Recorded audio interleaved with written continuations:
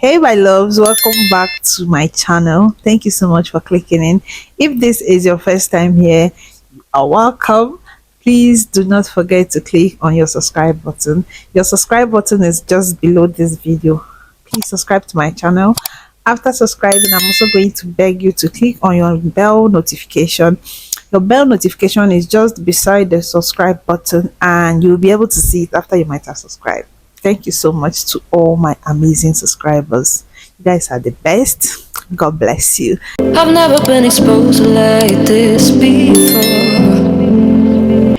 Foreigners expressing shock at seeing Ghana chocolates at their shops and supermarkets.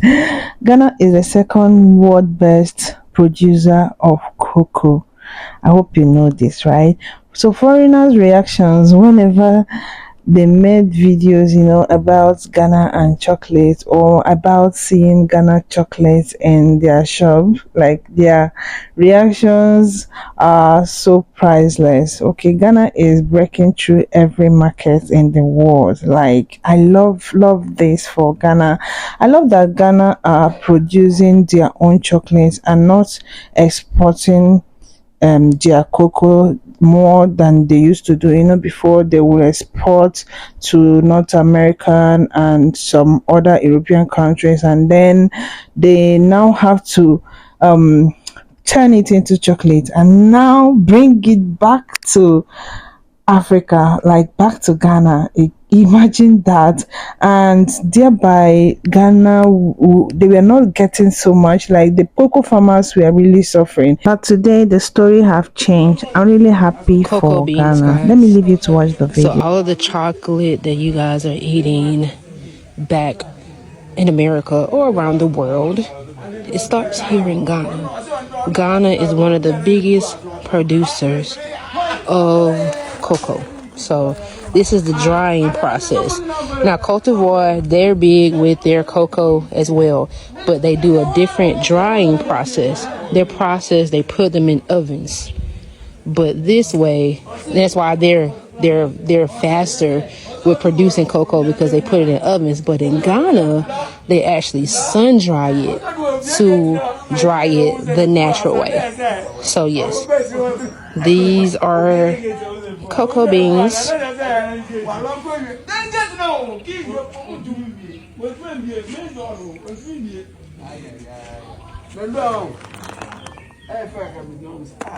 Cocoa beans.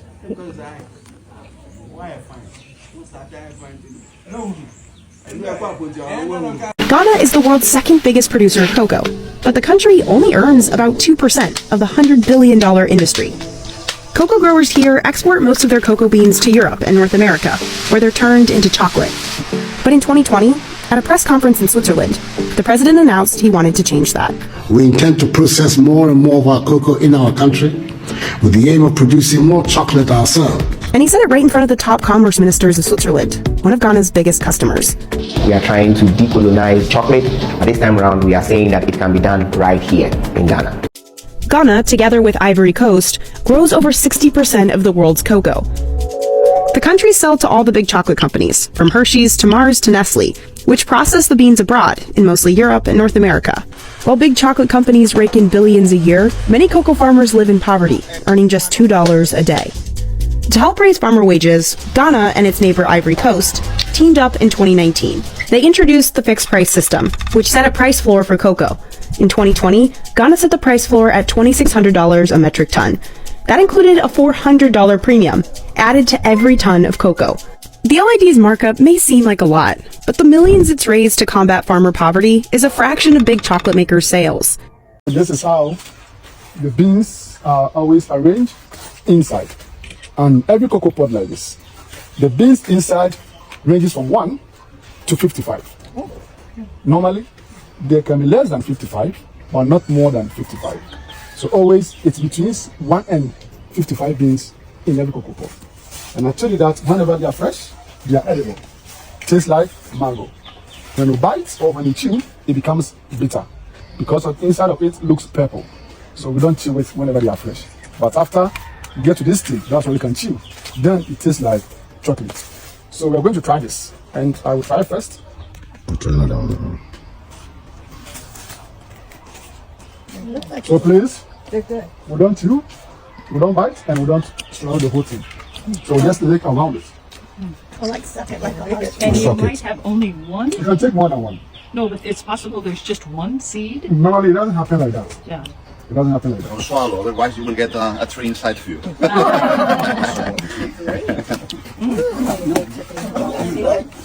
The minimum number of seeds.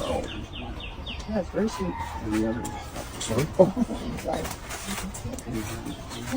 Do you hire seasonal workers who come and pick the beans and ferment them, cut them for fermentation? Yes. So I told you that in every year, season starts from June and ends in December. Hey, guys, listen to me. I just want to tell you one truth. Just one truth, okay? In this world, being honest is one of the greatest gifts in the whole world. If you meet someone who is honest, hold that person tight, respect that person, honor that person. Nokwa ayakropo, nokwa ayakrope. It should be your kanokara, so you kanokara. You see this chocolate right here? This is King's Bite chocolate, golden tree. Golden tree. There is no chocolate in the world better than this. This is the best chocolate in the whole world. This is why I always buy this chocolate and send it straight to the UK, to my nephews. You understand? Because they love Ghana chocolate, King's Bite Golden Tree chocolate.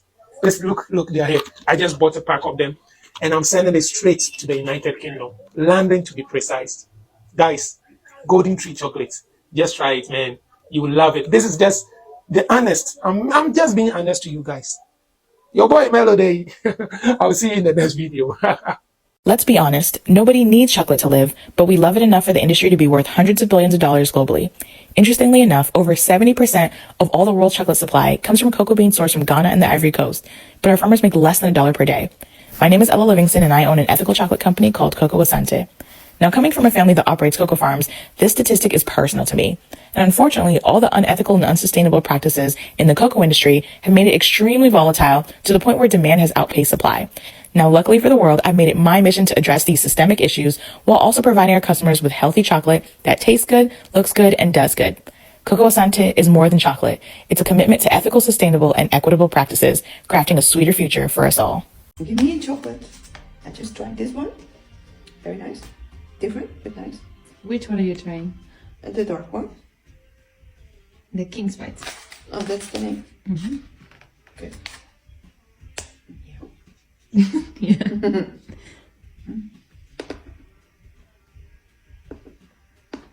Same structure. Very different than chocolate in Europe. Also nice. You said it tasted like coffee? Oh, lemon. Yeah.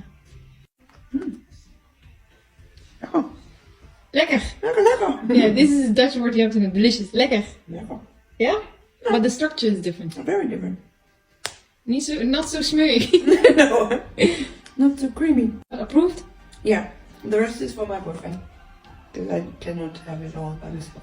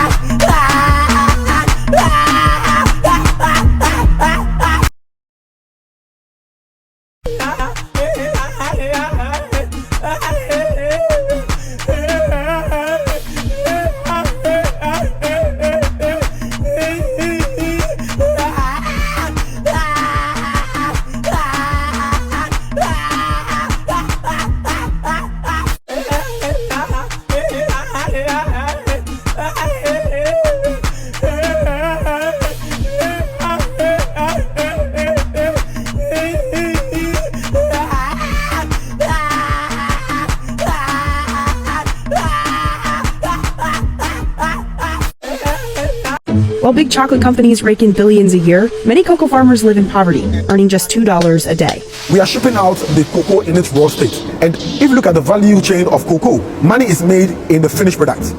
The government created a free zone outside Accra. Any factory operating inside gets a tax break. Lloyd Ashley runs niche cocoa industry in the free zone.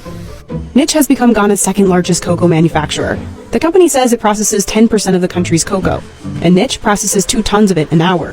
The cocoa beans arrive here from farms all over rural Ghana. Workers stack the bags high, then cut them open one by one. The beans funnel into this grate on the floor, and the rest of the process is controlled digitally, from roasting the beans to grinding them into cocoa mass. That's then sent to get mixed with milk and sugar. And from there, it comes here for a tempering process, a cooling process, and then a packaging process. Premium, how do you call it? King's Bite. The premium King's Bite. Okay. Like some? The taste is very nice. It's a bit drier than Swedish chocolate. But it's good. Good flavor. Very good flavor. Give me some more. Next up is King's Bite milk chocolate. Sweet. A lot sweeter. But it's good. I like the dark one more. How much are you paying down for this? It's going to be very expensive. Next one you have to pronounce. This is called Inkati cake. It's peanuts. Inkati cake. Inkati cake. Yes. Inkati cake. Cover. I can't say that. It's Inkati. Inkati. Tie. Inkati is nuts. Nuts. Ah, okay. Also very sweet. Tasty. It's quite hard. But good. I like this. Really nice. Inkati. Inkati. And next up is, I read the name of, so we don't really know what this is called. Comment what this is. It's like a ball of Sugar, ginger, vanilla, coconut. I can take it. Thank you. Like a little bit. Oh, this was also crunchy. Big flavor of coconut. A bit sticky. Very good. Very good. I think it was my favorite. There's something I gotta talk to you about. When my family is coming from Ghana, they always have to bring me this chocolate. Look, it's like an orgasm, I'm sorry. You can't compare this to American chocolate. Look, Ghana is one of the largest producers of cocoa. So every time you eat cocoa, you probably got the cocoa from Ghana. But guess what? This chocolate, This chocolate. I can't eat chocolates in America anymore. Anybody coming to visit me, bring me this chocolate from Ghana. And if you've not tried Ghana chocolate,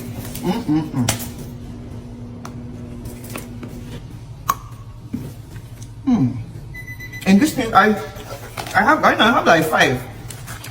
I don't share it in this house. I eat it small. Anybody coming, if you know me, bring me some nice chocolates. Peace out and God bless. What makes Ghanaian chocolate the best in the world? The answer comes down to simple chemistry. Because chocolate from Ghana is manufactured at the source, they don't need preservatives. And so there's only 4 ingredients that's necessary. Cocoa liquor, cocoa butter, sugar, and milk. They can sometimes put flavor in there, but if you have anything more than that, it's not real chocolate. But how do you protect yourself from imitators? Here are 3 tricks to know if you've got real Ghanaian chocolate. The first trick is the sound. When you crack a real chocolate, it should sound like this.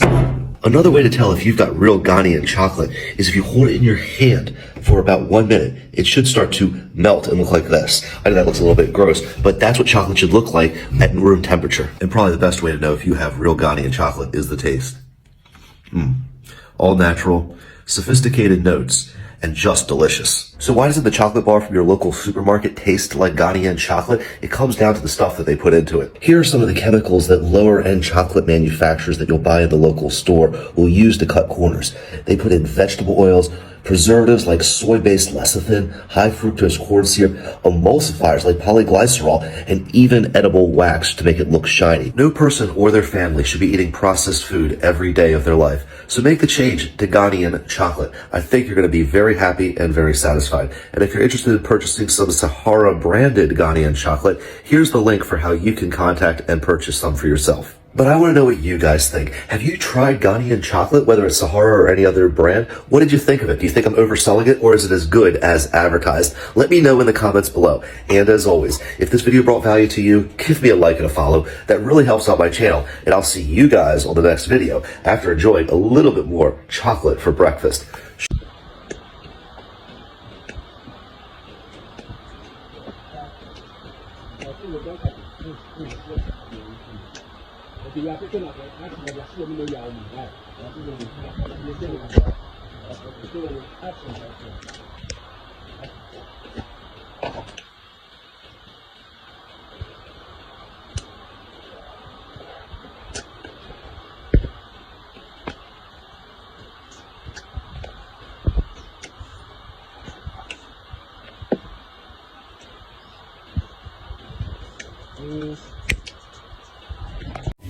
Смотрите, что я нашла. шоколад, лучшие какао-бобы, Африка, Гана. У нас тут только африканские какао-бобы. Вот моя шоколадка из Ганы. И вот шоколадка из Ганы. Okay, let's do this. I'm trying the Golden Tree King's Spy chocolate because I'm a foodie. And I gotta try, and I've been here for like almost a month now and I haven't tried King's Spy yet. So, let's do this. So excited. Because what you gotta know is I come from a chocolate country. So, I love chocolate and chocolate is kind of in my veins, it's in my bloodstream. So let's hear from a real chocolate lover who comes from the Alps, from the nicest chocolate place, if this chocolate is worth it. Oh, it's so hard. Like everything in Ghana. Nice. Yeah, I like it. Improved by your mountain chocolate cow loving Oboni. Does that make sense? It doesn't make any sense. I'm sorry. It's so sticky. Oh my god, that is so good. Have you guys tried this yet? Please try.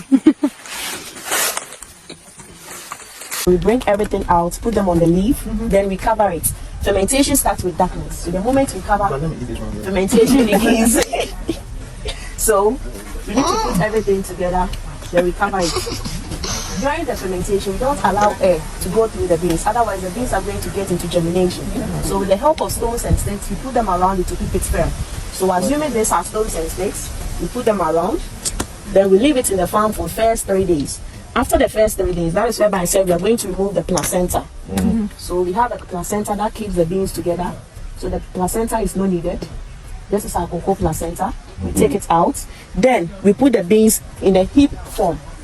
After putting them in a heap, we cover again for another 2 days. So the first 3, now 2, making 5. On the 5th day, that is whereby the farmer is going to notice some changes, starting from the surface of it. The surface will start changing from white to brown. But because it's in a heat fermentation, when you go in beneath about 4 inches, that place is zero fermented. So you need to mix the beans up. So you mix it up for about 10 to 15 minutes. When you are done, put them back together, cover it for the last 2 days. So the process is 3, 2, 2, making 7. On the 7th day, everything will change from white to brown, but they are still wet. That is whereby we need to dry them. So we take this with either basket or bowl, take it to the house for drying. And this is the mat we use for the drying. This is made out of a raffia tree. They've tied it with this rope in such a way that when it's about to rain, you fold the mat up, put rubber or roofing sheets on it to prevent rain or water from touching the beans. Because whenever rain or water falls on the beans, they're going to become moody, and you, the farmer, will lose the price at the market. So depending on how the sun is scorching, roughly 2 to 3 weeks, you have your beans dry to this state. I'm here on a cocoa farm in Ghana that sources directly to Cargill.